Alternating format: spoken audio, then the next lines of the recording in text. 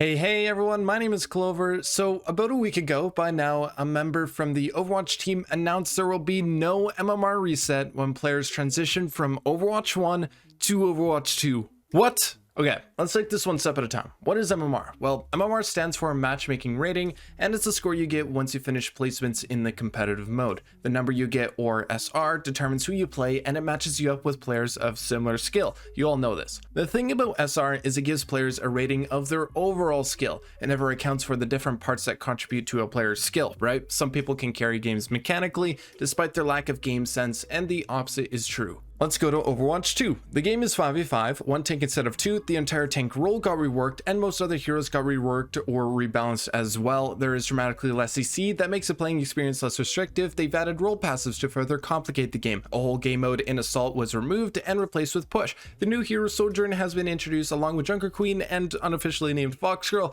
Yeah, I think it's pretty safe to say this game is different. The point is, since the game plays differently, the SR rank you have, considering it's the overall stat for game sense, positioning, mechanics, team play, etc., your rank cannot be the same transferring from Overwatch 1, the old product, to Overwatch 2, the new product, because the format has changed and every strategy is going to play out differently or will be outright impossible. There is also one more thing in terms of game balance for why we need an MMR reset. See, when role queue, the 2-2-2 format was implemented, the MMR players had an open queue transferred to all three roles in role queue. This meant if your peak was, let's say, 3800, playing primarily tanks in open queue, suddenly your DPS and your support SR is 3800 as well, despite never playing them.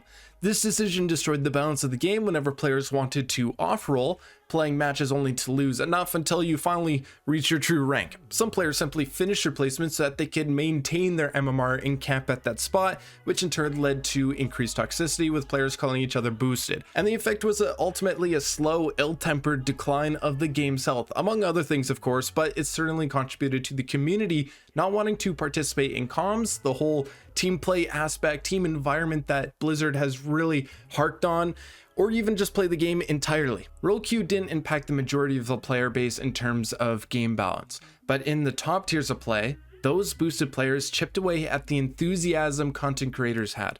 Once those guys leave, a big group of players that follow such streamers leave as well. That as a whole is why we need an MMR reset. Now we also have to look at it from an outsider's perspective. From a pure standpoint, Blizzard does not look confident. You gave it the Overwatch 2 title and we're like, oh, we can't wait for you to play the new Overwatch. Like, how is that going to look like to your consumers bringing old stuff into the new game?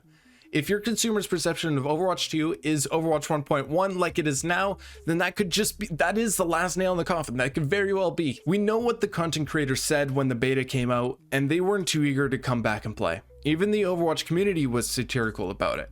There's something about a fresh start that gets people excited. It adds another incentive to play the game. Most of the player base would be excited to know that they have a new beginning without the current feeling of being hard stuck in needle hell. Dude, to your consumers who don't know the impact of these changes, Overwatch 2 PvP just feels like and looks like a big update, and once the novelty of the quote-unquote new game wears off, it's going to look like deja vu when the beta first came out. 1.5 million Twitch viewers a day later, and it all literally evaporates. At this point, the reasoning doesn't even matter, but if we finish the quote, Mercer explains, a complete reset would mean that games would be completely imbalanced for weeks or longer across the entire service. We don't think that would be a great experience for everyone. Why would Blizzard say this? To them, their logic is, honestly, it's the easiest option to copy and paste data with pre-existing skill tiers that balances the game to a degree. While that makes sense to ensure any new players avoid playing against high-ranked players, as well as appease to the average rank so they don't just get,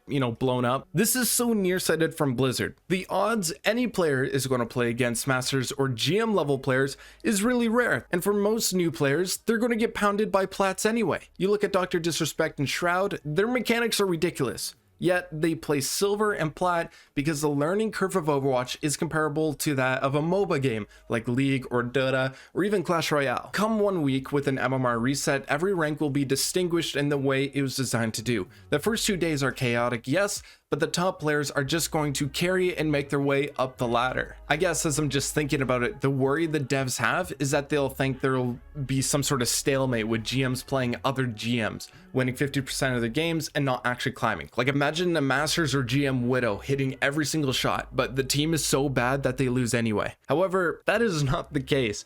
That has to be the sole excuse for why they made this decision, and yet Blizzard doesn't understand their own product. How many unranked GMs do I need to bring up to prove that when the top 5% of players being in Masters and GM play against average players, they're going to absolutely crush them?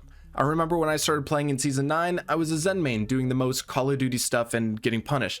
You know what happened after placements? I got silver, to be expected. Give me a couple of months of playtime and I eventually reach plat. See, the issue is not how to balance the game now to make it accessible. The biggest problem that Overwatch faces is it has no one to play the game. They either all left after you, Blizzard, neglected the community. But with it being free to play and no barrier of entry, everyone will have their chance to play now. This is your last shot. If you mess up the launch, this could very well be the start of the end. Will an MMR reset really do much? Yes, it does make a difference. For the active players, you put them back on a level playing field to compete and prove their true skill as an extra incentive, and in the long term, it will balance out the ranks properly without boosted players who camp their SR, and that's why I'm really happy to see a decay system integrated again.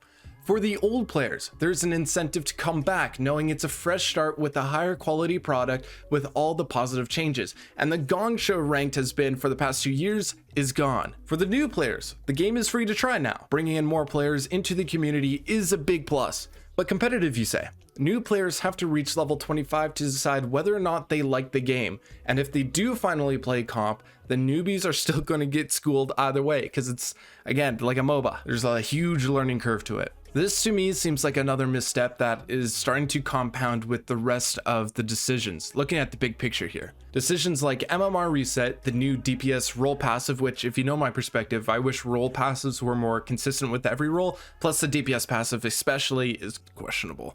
And Zenyatta's snap kick speak to the philosophical aimlessness as Blizzard tries to figure out how to best sell Overwatch 2. And that is it for this discussion. Come check out my gameplay by clicking the video on screen.